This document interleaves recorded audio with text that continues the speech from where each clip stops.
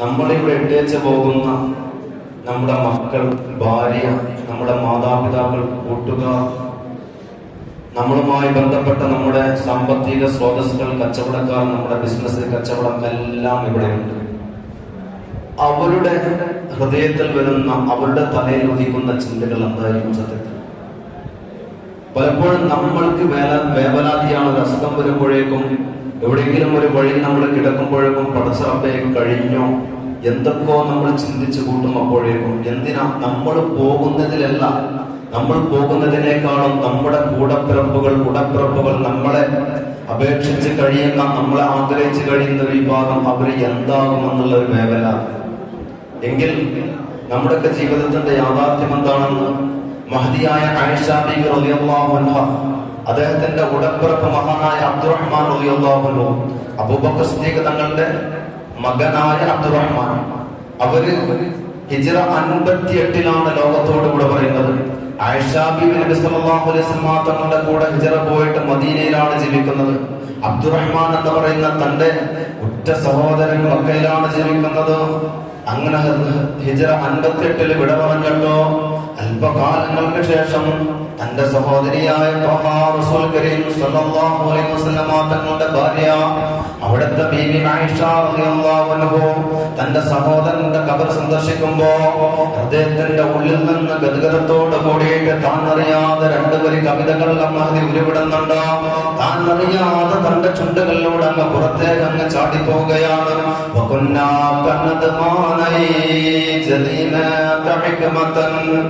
من الدهر حتى قيل لن يتصدعا فلما تفرقنا كأني ومالكا لدول اجتماع لن نبت ليلة معا. മഹദിയായ ആയിഷ ബീവി റളിയല്ലാഹു അൻഹ തന്റെ ഹൃദയത്തിന്റെ ഉള്ളിൽ നിന്ന് അറിയാതെ പാടിപ്പോയ 2 വരികളാണ്. ആ പാട്ടങ്ങ് പാടിയപ്പോഴാണ്, ആ കവിതയങ്ങ് പാടിയപ്പോഴാണ്, ആയിഷ ബീവി റളിയല്ലാഹു അൻഹ വരിയങ്ങ് പാടിയപ്പോഴാണ് അന്നുണ്ടായിരുന്ന ഇസ്ലാമിക ലോകം ഈ വരിയുടെ പിന്നിലുള്ള അന്തരാർത്ഥത്തിലേക്ക് അങ്ങ് കടന്നു പോകുന്നത്. അത്രകാലം ഈ പാട്ടിനെ പറ്റി, ഈ സംഭവത്തിനെ പറ്റി ഒരാളും ചിന്തിച്ചിട്ടില്ല, ഒരാളും അതിന്റെ പിന്നിലുള്ള അർത്ഥം ആലോചിച്ചിട്ടില്ല. മഹദിയായ ആയിഷ ബീവി പാടിയപ്പോഴാണ് എന്തൊരു അർത്ഥമുള്ള വരികൾ, എന്താണ് ഇതിന്റെ സംഭവം, ഇതിന്റെ പിന്നിലുള്ള സംഭവം എന്നറിയുമോ? ആയിഷ ബീവി തങ്ങൾ പറഞ്ഞു വരുന്നത്, അന്നുണ്ടായിരുന്ന ഒരു രാജാവ്, അന്നല്ല കാലങ്ങൾക്ക് മുമ്പേ ജീവിച്ചിരുന്ന ജസീമത്തുൽ അബ്ർഷ എന്ന് പറയുന്ന ഒരു രാജാവ് ഉണ്ടായിരുന്നു. യൂഫ്രട്ടീസ് മുതൽ ഹിയർ വരെ ഭരിച്ചിരുന്നതായ ഒരു ലോക പ്രശസ്തനായ രാജാവ്, വലിയ രാജാവ്. ആ രാജാവ്, അദ്ദേഹം കേളികെട്ട ആളാണ്, അല്പം വെള്ളപ്പാടെല്ലാം ഉള്ളൊരു കേളികെട്ട രാജാവ്. ഈ രാജാവിന് പ്രഭാഷ് എന്ന് പറയുന്ന ഒരു സഹോദരിയുണ്ട്, പ്രഭാഷ് എന്ന പേരുള്ള സഹോദരി. അങ്ങനെ ഈ രാജാവ് വല്ലാതെ സുഖിനായിക്കൊണ്ട് ഇങ്ങനെ ജീവിക്കുക. അദ്ദേഹത്തിന്റെ അധികാരം കയ്യിൽ വന്നപ്പോ വല്ലാത്ത സുഖത്തിന്റെ പർദീസയിൽ ഇങ്ങനെ ജീവിക്കുന്ന വ്യക്തി. ഈ രാജാവിന് പ്രകാശ് എന്ന് പറയുന്ന ഒരു സഹോദരിയുണ്ടോ, അതുപോലെ തന്നെ അദീബ് എന്ന് പറയുന്ന ഒരു പാനപാത്ര സൂക്ഷിപ്പുകാരനുണ്ടോ. രാജാവ് ഇങ്ങനെ പറയുമ്പോഴൊക്കെ ഒഴിക്കടാ എന്ന് പറഞ്ഞിട്ട് ഗ്ലാസ് അങ്ങ് നീട്ടി കൊടുക്കുമ്പോ ഇയാളുടെ പണി ഇങ്ങനെ ഒഴിച്ചു കൊടുക്കുകയാണ്. കള്ളിങ്ങനെ കുടിക്കുക, കള്ളിങ്ങനെ കുടിച്ചിട്ട് ആനന്ദനൃത്തമാടുന്ന ഒരു ജീവിതം. ഇങ്ങനെ ജീവിതത്തിലൂടെ ഇങ്ങനെ പോകുമ്പോഴാണ് ഈ റബാഷ് എന്ന് പറയുന്ന രാജാവിന്റെ സഹോദരിക്ക്, ആ രാജപുത്രിക്ക് വല്ലാത്തൊരു പരിവേഷം, ഒരു ആവേശമാരോട്, ഈ കള്ളൊഴിച്ചു കൊടുക്കുന്ന പാനപാത്ര സൂക്ഷിപ്പുകാരനായ വ്യക്തിയോട് വല്ലാത്തൊരു ഹൃദയത്തിന്റെ ഉള്ളിൽ ഒരു അടുപ്പം. അയാളൊന്ന് വരനായി കിട്ടിയെങ്കിൽ തിരക്കിടില്ല, നല്ല കോമള സുന്ദരനായ ആരോഗ്യദൃഗാത്രനായ മനുഷ്യനെ തന്റെ ഇടയായി കിട്ടിയെങ്കിൽ തിരക്കേടില്ല എന്നുള്ളൊരു ചിന്ത. പക്ഷേ കേവലം കൊട്ടാരത്തിൽ കള്ളൊഴിച്ചു കൊടുക്കുന്ന മനുഷ്യൻ, ഇയാളെ എങ്ങനെയാ സ്വന്തം പെണ്ണുങ്ങളെ രാജാവ് കെട്ടിച്ചു കൊടുക്കും? ഒരിക്കലുമില്ല, അതൊരിക്കലും ഉണ്ടാവില്ല. അവസാനം ഈ റബാഷ് എന്ന് പറയുന്ന സഹോദരി മന്ത്രം ഉച്ചരിച്ചു കൊടുക്കുന്നു. ഈ പാനപാത്രം ഒഴിച്ചു കൊടുക്കുന്ന അദീബനൊരു ആ പെണ്ണത്തിന് ഒരു തന്ത്രം പ്രയോഗിച്ചു കൊടുക്കുക. നിങ്ങളൊരു കാര്യം ചെയ്താൽ മതി, ഇന്ന് രാത്രി കള്ളൊഴിച്ചു കൊടുക്കുമ്പോ വെള്ളം കൂട്ടാതെ 100 മിഹാ വെള്ളം മൊത്തം കൊടുക്കുക. എന്നിട്ടാണ്ട് രാജാവിനെ ഉഷാറാണ്ട് കുടിപ്പിക്കുക. ആ ലഹരിയിൽ ഇങ്ങനെ സംസാരിക്കുമ്പോ പറയാ, നിങ്ങൾ പെങ്ങളെ കെട്ടിച്ചു തരുമോ എന്ന് ചോദിക്കുക. അങ്ങനെ ചിലപ്പോ കെട്ടിച്ചു തരും. എന്നാ സംഗതി കാര്യം നടക്കും. സംഗതി കാര്യം നടക്കും. ഇതുപോലെ തന്നെ ഈ അലീബ് നസ്ര എന്ന് പറയുന്ന വ്യക്തി രാജാവിന് രാത്രി കള്ളു കൊടുക്കുമ്പോ വെള്ളം കൂട്ടാതെ പരിശുദ്ധമായ വീഞ്ഞതാൻ മുഖം നൽകുന്നു. ഇയാള് കള്ളിന്റെ ഉന്മത്തേല് പരിവേഷത്തിലെത്തിയപ്പോ ഈ വീഞ്ഞ് കൊടുക്കുന്ന വ്യക്തി പറയുന്നു, നിങ്ങളുടെ സഹോദരി എനിക്ക് കല്യാണം കഴിച്ചു തരുമോ? രാജാവ് സമ്മതിക്കുന്നു, കെട്ടിച്ചു കൊടുക്കുന്നു. പ്രകാശ് എന്ന രാജാവിന്റെ സഹോദരിയുടെ ഏക ആഗ്രഹം അത് തന്നെയായിരുന്നല്ലോ. അങ്ങനെ കല്യാണം കഴിച്ചു. രാവിലെ നേരം കൊടുത്തപ്പോഴാണ് അത്തറിന്റെ നർമ്മണം കൊട്ടാരത്തിലാകെ. അപ്പോഴാ രാജാവിന് കക്കടി പറ്റുന്നത്, പഹയനെ പറ്റിച്ചിട്ടുണ്ട്, നമ്മളെ കൂടെ കള്ളൊഴിച്ചു തരുന്നു, എന്നെ പറ്റിച്ചിട്ടുണ്ട് എന്നുള്ള ആ ഒരു സംഭവം മനസ്സിലാക്കുന്നത്. രാജാവിനെ കുടുംബത്തെല്ലാം മാറി, ആ മത്തെല്ലാം മാറിയപ്പോഴേക്കും അടി വേഗം തടി സലാമത്താക്കി. ഇനി കൊട്ടാരത്തിൽ നിന്ന് ആ സംഗതികാലം പന്തിയല്ല, മൂപ്പര് ജീവനം കൊണ്ടോടി. ആ ഒരൊറ്റ രാത്രിയുടെ ബന്ധപ്പെടലിലാണ് അമ്രെന്ന് പറയുന്ന ഒരു കുഞ്ഞ് ജനിക്കുന്നത്. സംഗതി കാര്യം എന്തായാലും സംഗതി നടന്നു, കുട്ടി ഉണ്ടായി നോക്കുമ്പോ നല്ല സുന്ദര കോമളനായ കുട്ടി. അതോടുകൂടിയിട്ട് രാജാവിന്റെ ദേഷ്യമെല്ലാം കെട്ടടങ്ങി എന്നല്ല, സ്വന്തം സഹോദരിയുടെ പുത്രൻ, ആ പുത്രനോട് രാജാവിനിക്ക് വല്ലാത്തൊരു സ്നേഹം, ഒരെടുപ്പം. ആ കുട്ടിയുടെ ഓമനത്വം, ആ കുട്ടിയുടെ ചാട്ടവും ഓട്ടം, അതുപോലെ തന്നെ ചെറിയ സംസാരങ്ങളെല്ലാം കാണുമ്പോ മനസ്സിന്റെ ഉള്ളിലുള്ള ഏത് ദുഃഖങ്ങളെയും പമ്പകയറ്റുന്ന അങ്ങനെ തോമനത്വമുള്ള കുട്ടി. ആ കുട്ടി ഇങ്ങനെ വളർന്നു വലുതായി വരുമ്പോഴാണ് ഒരു ദിവസം പെട്ടെന്ന് അപ്രത്യക്ഷമാകുന്നത്. കുട്ടിയെ കാണുന്നില്ല, കൊട്ടാരത്തിൽ നിന്ന് അപ്രത്യക്ഷമായി കഴിഞ്ഞു. അതവിടെ നിൽക്കട്ടെ. ഏതായാലും കാലങ്ങൾ കഴിഞ്ഞിട്ട് മാലിക് അഖീൽ എന്ന് പറയുന്ന രണ്ട് സഹോദരന്മാരുണ്ട്. മാലിക് അഖീൽ എന്ന് പറയുന്ന ഫാരിസിന്റെ മക്കളായ മാലിക്കും അഖീലും. ഇവര് ഷാമിൽ നിന്ന് ഈ രാജാവിനെ കാണാൻ വരുന്നുണ്ട്. അതെ, ജസീമത്തുൽ അബർഷ് എന്ന് പറയുന്ന ഈ കുട്ടിയെ നോക്കിയിരുന്ന രാജാവ് ഇയാളെ കാണാൻ വേണ്ടിയിട്ട് ഷാമിൽ നിന്ന് ഇങ്ങനെ വരിക. അങ്ങനെ വരുന്ന സമയത്തോ ഒരുപാട് വഴിതോറും സഞ്ചരിച്ചുകൊണ്ട് രാത്രിയായപ്പോ ഒരു മരുഭൂമിയിൽ ഒരു ടെന്റടിക്കുന്നു, ചെറിയ കുടില് കെട്ടുന്നു. ആ കുടില് കെട്ടിയിട്ട് രാത്രി ഇങ്ങനെ ഭക്ഷണം ഉണ്ടാക്കിയിട്ട് കഴിക്കാൻ നിൽക്കുക. ഇവരുടെ കൂടെ ഒരു ഉമ്മുഹമ്മദ് എന്ന പേരുള്ളതായ ഒരു അടിമയുണ്ട്. ഈ അടിമപ്പെട്ട് ഭക്ഷണം ഉണ്ടാക്കിയിട്ട് ഇവർക്ക് വേണ്ടിയിട്ട് ഇങ്ങനെ കൊടുക്കുന്ന സമയത്താണ് ഒരു മനുഷ്യൻ വന്നിട്ട് ടെന്റിന്റെ ഉള്ളിലേക്ക് അങ്ങ് കൈ നീട്ടുമ്പോ പരിപൂർണ്ണ നഗ്നനായിക്കൊണ്ടോ വസ്ത്രത്തിന്റെ ഒരു തുണ്ട പോലും ശരീരത്തിലില്ലാതെ നഖങ്ങളെല്ലാം നീട്ടി വളർത്തിക്കൊണ്ടോ താടിരോമങ്ങളെല്ലാം ചടപിടിച്ചതായ പെക്കോലമായ എല്ലും തോലുമായ ഒരു മനുഷ്യൻ. ഈ മനുഷ്യൻ ഇങ്ങനെ വന്നിട്ട് കൈ ഇങ്ങനെ നീട്ടുന്ന സമയത്തോ ഈ ഉമ്മംറത്ത് എന്ന് പറയുന്ന അടിമയായ പെണ്ണോ, നർത്തകിയായ പെണ്ണോ, മാലിക്കിന്റെയും നർത്തകിന്റെയും ദാസിയായ പെണ്ണോ, ഏതോ ഒരു മനുഷ്യനല്ലേ. അതുകൊണ്ടോ ഒരു ഒട്ടകത്തിന്റെ കുളമ്പിന്റെ അടിഭാഗം വേവിച്ചത്, കുളമ്പിന്റെ ഒരു ഭാഗം ഇതങ്ങ് നീട്ടിക്കൊടുത്തു. ഏതോ ഒരു വഴിപോക്കനായ ഏതോ ഒരു കോലം കെട്ടൊരു മനുഷ്യനല്ലേ വന്നേ. ഒട്ടകത്തിന്റെ കുളമ്പിന്റെ ആ ഒരു ഭാഗം നമ്മളെല്ലാം ഒഴിവാക്കുന്ന ഭാഗം ഇയാൾക്ക് കിട്ടിയ ആ സമയത്ത് തന്നെ വേഗം കിട്ടിയത് കടിച്ചു കുടിച്ചങ്ങ് തിന്ന സമയത്ത് ഇയാള് വീണ്ടും കൈ നീട്ടിയപ്പോ ഈ അടിമയായ പെണ്ണ് പറഞ്ഞോ, നിനക്കതൊക്കെ മതി, നീ അത് തിന്നാനുള്ള യോഗ്യത നീയുള്ളൂ. ഇതുപോലത്തെ ഈനാമ്പേച്ചികൾക്ക് കുളമ്പ് കൊടുത്താൽ പിന്നെ അവർ കൈക്കോറ് ചോദിക്കുന്നുള്ള ഒരു പഴഞ്ചൊല്ലി പെണ്ണെന്ന് പറയാണ്. ഒരു പഴഞ്ചൊല്ലി പിന്നീട് അറബിയിൽ ഒരു പഴഞ്ചൊല്ലായിട്ട് വരുന്നുണ്ട്. ഈ ഒരു വാക്ക് ഉപയോഗിക്കാം. ഈനാമ്പേച്ചികൾക്ക് ഇതേപോലെ കൈക്കോറ് കൊടുത്തു കഴിഞ്ഞാൽ പിന്നെ കുളമ്പ് കൊടുത്താൽ പിന്നെ ചോദിക്കുന്നത് കൈക്കോറായിരിക്കും. അതുകൊണ്ട് അത് മതി.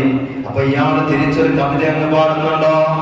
ഈ പെക്കോലമായ മരുഭൂമിയിൽ അകപ്പെട്ടതായ മനുഷ്യൻ, ഈ മനുഷ്യനൊരു കവിത അങ്ങ് പാടിയിട്ട് പറയുന്നു, നിങ്ങൾ പറയും പോലത്തെ ഒരാളല്ല ഞാൻ,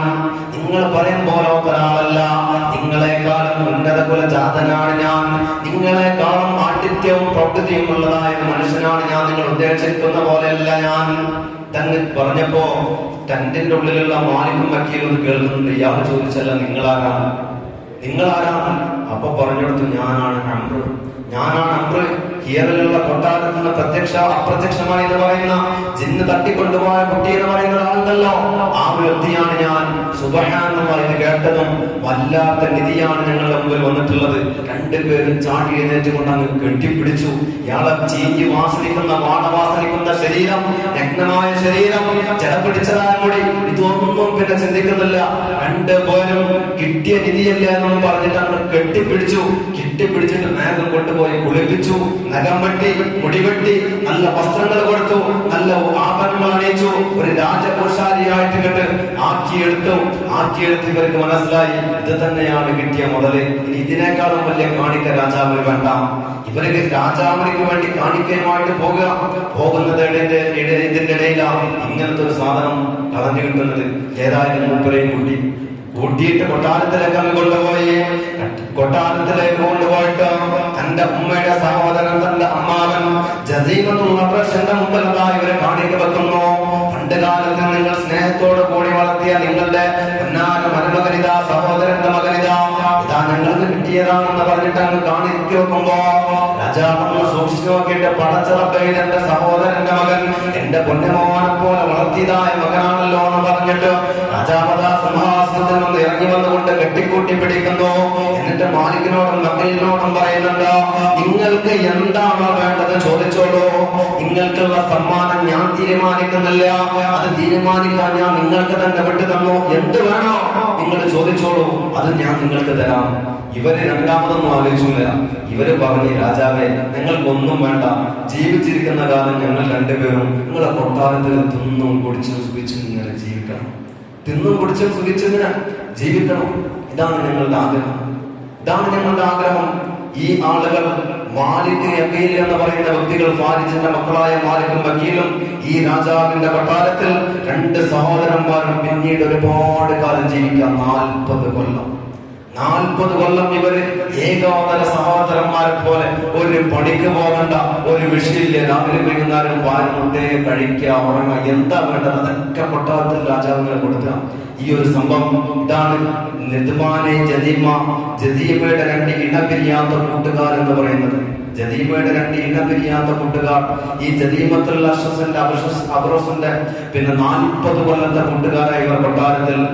എന്നിട്ട് ആയിഷ ബീവി പറയുന്നത്, ഇതേപോലെയായിരുന്നല്ലോ നമ്മളോ മഹാനായ അബ്ദുറഹ്മാൻ റളിയല്ലാഹു അൻഹു തന്റെ സഹോദരന്റെ സിദ്ദീഖുൽ അക്ബർ തങ്ങളുടെ മകന്റെ ഖബറിൽ വന്നിട്ടാ പറയുന്നത്, മോനെ സഹോദരാ, എന്റെ പ്രിയപ്പെട്ട കൂട്ടുകാരാ, നമ്മൾ ഇതുപോലെ രാജാവിന്റെ കൊട്ടാരത്തിൽ, ജദീമയുടെ കൊട്ടാരത്തിൽ 40 കൊല്ലത്തോളം ഇഴപിരിയാതെ ജീവിച്ച കൂട്ടുകാരുണ്ടായിരുന്നല്ലോ. അതുപോലെ ജീവിച്ച വ്യക്തിത്വങ്ങളല്ലേ നമ്മൾ. പക്ഷേ ഇന്നത്തെ അവസ്ഥ വെച്ച് നോക്കുമ്പോ ഈ അങ്ങ് മണ്ണോടടിഞ്ഞു കഴിഞ്ഞ സമയത്തോ എന്റെ ശരീരം ഒന്ന് മണ്ണോടൊട്ടി പോയപ്പോ ഒരു രാത്രി പോലും നമ്മൾ ഒരുമിച്ചിരിക്കാത്തത് പോലെയല്ലേ ബന്ധങ്ങളറ്റ് വീണതോ. അവിടെയാണ് നമ്മൾ ശ്രദ്ധിക്കേണ്ടതോ. 40 കൊല്ലം ജീവിച്ചിട്ടോ, 40 കൊല്ലം ജീവിച്ചിട്ടോ സ്വന്തം സഹോദരനായിട്ടോ ഇന്നിതാ മരിച്ചങ്ങ് മണ്ണോടൊട്ടി പോയപ്പോഴേക്കും, മണ്ണിനോട് ചേർന്ന് പോയപ്പോഴേക്കും ഒരു ദിവസം പോലും രാത്രി ഒരുമിച്ച് താമസിക്കാത്തതുപോലെ അത്രയും അകന്ന പോയല്ലോ നമ്മുടെ ഹൃദയങ്ങള് എന്നോ മഹതിയായ ആയിഷ ബീവിയാണ് പറയുന്നത്. എന്റെ പ്രിയപ്പെട്ട സഹോദരന്മാരെ, ഇത് തന്നെയാണ് നമ്മുടെ ജീവിതം. നമുക്ക് തോന്നുകയാണ് നമ്മുടെ മക്കളെന്ന്, നമുക്ക് തോന്നുകയാണ് നമ്മുടെ ബിസിനസ് എന്ന്, നമുക്ക് തോന്നുകയാണ് നമ്മുടെ കൂടപ്പിറപ്പുകളെന്ന്. ഈ കണ്ണ് നടച്ചു കഴിഞ്ഞാൽ, നമ്മളെന്ന് പച്ചമണ്ണിനോട് ഒട്ടിക്കഴിഞ്ഞാൽ അതോട് കൂടിയിട്ട് എല്ലാം തീരുന്നതാണ്. നമ്മൾ അപേക്ഷിച്ച് കഴിയുന്ന ചെറിയ കുട്ടികളാണെങ്കിൽ ചിലപ്പോൾ നമ്മളെ ഓർക്കും. നമ്മൾ അപേക്ഷിച്ച് കഴിയുന്ന ഏതെങ്കിലും പാവങ്ങൾ ഉണ്ടെങ്കിൽ അവർ നമ്മളെ ഓർക്കും. ആജിയാരുണ്ടായിരുന്നെങ്കിൽ, എന്റെ വാപ്പയുണ്ടായിരുന്നെങ്കിൽ ഇതുപോലെ വരില്ല എന്ന ഒന്നിനാത്രം പോട്ട മക്കളാകുമ്പോ, മയ്യത്തങ്ങ് കൊണ്ടുപോകുമ്പോ, നമ്മളെ അങ്ങ് ഇറക്കി കൊണ്ടുപോകുമ്പോ ആ സമയത്ത് 2 തുള്ളി കണ്ണുനീരിറ്റിച്ചെന്ന് വരും. ആ സമയത്തൊന്ന് കരഞ്ഞെന്ന് വരും, അല്ലെങ്കിൽ കരഞ്ഞെന്ന് വരുത്തിയിരിക്കും. പക്ഷെ അതിന്റെ അപ്പുറം 2 നാൾ കഴിഞ്ഞാൽ ആരാ നമ്മൾ ഓർക്കാൻ? ആരുണ്ട് നമ്മൾക്ക് വേണ്ടിയിട്ട് വല്ലതും ചെയ്തു തരാൻ? ഒരു കുട്ടിയും നമ്മൾ ആലോചിക്കൂല. അതൊക്കെ വെറും നിലവുകൾ മാത്രമാണ്, നമ്മുടെ ഹൃദയത്തിൽ വരുന്ന കിനാവുകൾ മാത്രമാണ്. എന്റെ പ്രിയപ്പെട്ടവരെ, ഒരു ദിവസം പള്ളിയുമായിട്ട് അടുത്ത ബന്ധമുള്ള ഒരു വ്യക്തി, പള്ളിയുമായിട്ട് നല്ല ബന്ധമുള്ള വ്യക്തി, പള്ളിയുടെ അടുത്ത അംഗമാണ്, മരിച്ചു. അന്ന് രാത്രി, ആ മരിച്ച രാത്രി പള്ളിയായിട്ട് വല്ലാതെ ബന്ധമുള്ള വ്യക്തിയായിരുന്നല്ലോ. അതുകൊണ്ടൊന്ന് ആ വീട്ടിൽ നിന്ന് പോയതാണ്. വീട്ടിൽ പോയ സമയത്ത് തായരയിൽ അങ്ങ് കയറി ചെല്ലുമ്പോൾ പടച്ചിറപ്പെ വീട്ടിനുള്ളിൽ നിന്ന് വല്ലാത്ത സംസാരം, ഭയങ്കര ശബ്ദമായിട്ട് സംസാരിക്കുന്നുണ്ട്. അതിൻ്റെ ഇടയിൽ ഒരു പേരക്കുട്ടി മകളുടെ മകൻ വന്നിട്ട് ചോദിക്കുക, ഡു യു വാണ്ട് ഡിന്നർ? ഇത് കഴിക്കാൻ മരിച്ചത് രാത്രി, ഡു യു വാണ്ട് ഡിന്നർ? മുഖത്തേക്ക് ഇങ്ങനെ നോക്കി. പിന്നീട് വരുന്ന കുറച്ച് കഴിഞ്ഞപ്പോൾ വെള്ളം കൊണ്ട് 3 തരം juice. You can take anything, ഏതാ കൊണ്ട് എടുത്തോളൂ. വേറെ കുട്ടി ഇംഗ്ലീഷ് മീഡിയത്തിൽ പഠിക്കുന്ന കുട്ടിയാ. അവൻ വന്നിട്ട് അപ്പോ ആലോചിച്ച് പോയി പഠിച്ചോണെത്തുന്ന കല്യാണം കൂടാണ്. ഉള്ളുന്ന സ്ത്രീകളെ ഉഷാറായിട്ട് സംസാരിക്കുന്നുണ്ട്. ആലോചിച്ച് നോക്കിയേ. വാപ്പയെ കൊണ്ടുവച്ചിട്ടോ ഉപ്പാപ്പയെ കൊണ്ടുവച്ചിട്ടോ ആ മണ്ണിന്റെ പച്ചമണം മാറിയിട്ടില്ല, ഒരു രാത്രി പോലും കഴിഞ്ഞിട്ടില്ല. ആ വീട്ടിന്റെ ഉള്ളിലാണ് ഇതുപോലത്തെ സന്തോഷം പങ്കിടുന്നത്. ആളുകൾ കൂട്ടം കൂടിയിരുന്ന് കണ്ട് കസാരയിട്ടുകൊണ്ട് രാത്രി കഥ പറയുന്നത്. ചിന്തിച്ചു നോക്കണേ എന്റെ മുമ്പിനികളെ, നമ്മുടെ എല്ലാം അവസ്ഥകൾ ഇത് തന്നെയാണ്. നമ്മൾ വിട്ടുപിരിഞ്ഞാൽ നമ്മളെല്ലാം ആരോർക്കാൻ, നമ്മളെല്ലാം ആരോർക്കാൻ ഒരാളും ഉണ്ടാകൂല. നമുക്ക് തോന്നും പഠിച്ചറപ്പേ എന്റെ കുട്ടി അങ്ങനെയാകുമല്ലോ, എന്റെ മകൾ ഇതാകുമല്ലോ, എന്റെ വൈഫ് അങ്ങനെയാകുമല്ലോ, പിന്നെ അവൾക്ക് കൂട്ടിനാരുണ്ടോ, എന്റെ ഉമ്മാക്കാരുണ്ട് എന്നെല്ലാം ഞാൻ ചിന്തിക്കും. പക്ഷേ നമ്മുടെ എല്ലാം പിരിഞ്ഞാൽ നമുക്കെല്ലാം ഇന്നല്ലെങ്കിൽ നാളെ വരുന്ന അവസ്ഥകൾ ഇത് തന്നെയാണ്. അതുകൊണ്ട് എന്റെ പ്രിയപ്പെട്ട മുഅ്മിനീങ്ങളെ, ആരോ റമളാൻ കൊണ്ടതുപോലെ തന്നെ ഉള്ളത് കൊണ്ട് നേടിയെടുത്ത ആളുകൾ ആരുണ്ടോ, വിശുദ്ധമായ റമളാൻ കൊണ്ട് കോരിയെടുത്ത ആളുകൾ ആരുണ്ടോ, അവര് രക്ഷപ്പെട്ടു. അതല്ലെങ്കിൽ അവൻ പരാജയപ്പെട്ടു. അവനിക്കാണ് പരാജയം. ഈ മാസത്തിൽ ആരെങ്കിലും നേടിയെടുക്കാൻ ഉദ്ദേശിച്ചിട്ടുണ്ടെങ്കിൽ ഈ മാസത്തിൽ നമ്മളെ കൊണ്ട് തടിയെ കൊണ്ട് ചെയ്യാൻ പറ്റുന്നതോ, നമ്മുടെ മുതലിനെ കൊണ്ട് ചെയ്യാൻ പറ്റുന്നതോ, നമ്മുടെ ശരീരത്തിനെ കൊണ്ട് ചെയ്യാൻ പറ്റുന്നതോ, നമ്മൾക്ക് അല്ലാഹു തആല തന്ന ഓരോരോ കാര്യങ്ങളെ കൊണ്ട് ചെയ്യാൻ പറ്റുന്നതെന്നുണ്ടോ, അതെല്ലാം നമ്മൾ ഉപയോഗിച്ചു കഴിഞ്ഞാൽ അത് നമ്മൾക്ക് ഉപകാരപ്പെടുന്നതല്ലെങ്കിൽ വിശുദ്ധ ഖുർആൻ സൂറത്ത് ദുഖാൻ പറയുന്ന ഒരു ആയത്തുണ്ട്. അത് കേൾക്കുമ്പോഴേ ഹൃദയം പിടച്ചങ്ങ് പോകും. എത്ര കാര്യങ്ങളാണ് ഉപേക്ഷിച്ചു പോയിട്ടുള്ളത്, എത്ര പൂന്തോട്ടങ്ങളാണ്, എത്ര തോട്ടങ്ങളാണ്, എത്ര സമ്പത്തുകളാണ് ഉപേക്ഷിച്ചു പോയിട്ടുള്ളത്. എത്ര കൃഷിസ്ഥലങ്ങളാ, അതുപോലെ ഉന്നതമായ സ്ഥാനത്ത് വിരാജിച്ചിരുന്ന ആളുകളായിരുന്നല്ലോ. ഇവിടെ പള്ളിയുടെ പ്രസിഡന്റും അതുപോലെ ഉയർന്നതായ കമ്മിറ്റിയും അതുപോലെ തന്നെ പഞ്ചായത്തിന്റെ പ്രസിഡന്റും ചെയർമാനുമെല്ലാം ആയിക്കൊണ്ടിരുന്ന ആളുകൾ ഏതെങ്കിലും സദസ്സിലേക്ക് കടന്നു ചെല്ലുമ്പോ ഓടി വന്നിട്ട് നാലാള് നമ്മളെ പൊതിയുമ്പോ നമ്മൾക്ക് വേണ്ടിയിട്ട് കസാരയിട്ട് തന്നിരുന്ന ആളുകൾ, ഇതുപോലെ സ്ഥാനത്ത് നടന്നിരുന്ന ആളുകളോ, പക്ഷെ അതൊന്നും കൊണ്ടുപോകുമ്പോ പോയിട്ടില്ലട്ടോ. എണ്ണമറ്റ ഇനങ്ങളായിരുന്നല്ലോ, എണ്ണമറ്റ അനുഗ്രഹങ്ങളായിരുന്നല്ലോ. ഇതെല്ലാം കൊണ്ട് സുഖിച്ചതായി ജീവിച്ചിരുന്നതായ ആളുകളല്ലേ. അവരങ്ങ് പോയപ്പോഴേക്കും, അവരങ്ങ് ഈ ഭൂമിക്ക് മുകളിൽ നിന്ന് നീങ്ങിയപ്പോഴേക്കും വേറെ ചില ആളുകളെ ഞാൻ കൊണ്ടുവന്നില്ലയോ, വേറെ ചില ആളുകൾക്ക് ആ സ്ഥാനത്തേക്ക് കയറിയിരുന്നില്ലയോ. എന്നിട്ടോ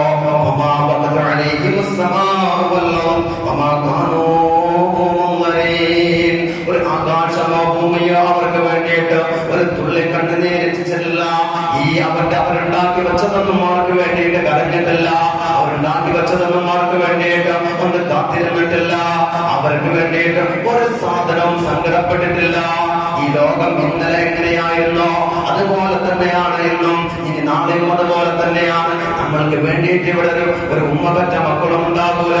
അതുകൊണ്ട് എന്റെ മുഅ്മിനീങ്ങളെ, വിശുദ്ധ ഖുർആൻ പറഞ്ഞതുപോലെ ഈ സമയത്ത് ആരെ കൊണ്ട് നേടിയെടുക്കാൻ കഴിയുമോ അവര് നേടിയെടുക്കുക. അങ്ങനെ നേടിയെടുക്കാൻ കഴിഞ്ഞ ആളുകൾ അവർ തന്നെയാണ് രക്ഷപ്പെട്ടത്. അല്ലാഹു തആല തന്ന ഓരോ നിഅമത്തുകളും അവന്റെ പൊരുത്തത്തിലായിട്ടും അവന്റെ സന്തോഷത്തിലായിട്ടും ഹബീബിന്റെ മാർഗത്തിലായിട്ടും ചിലവഴിക്കുക. അല്ലാഹു തആല ഇതിനെല്ലാം തൗഫീഖ് നൽകുമാറാവട്ടെ.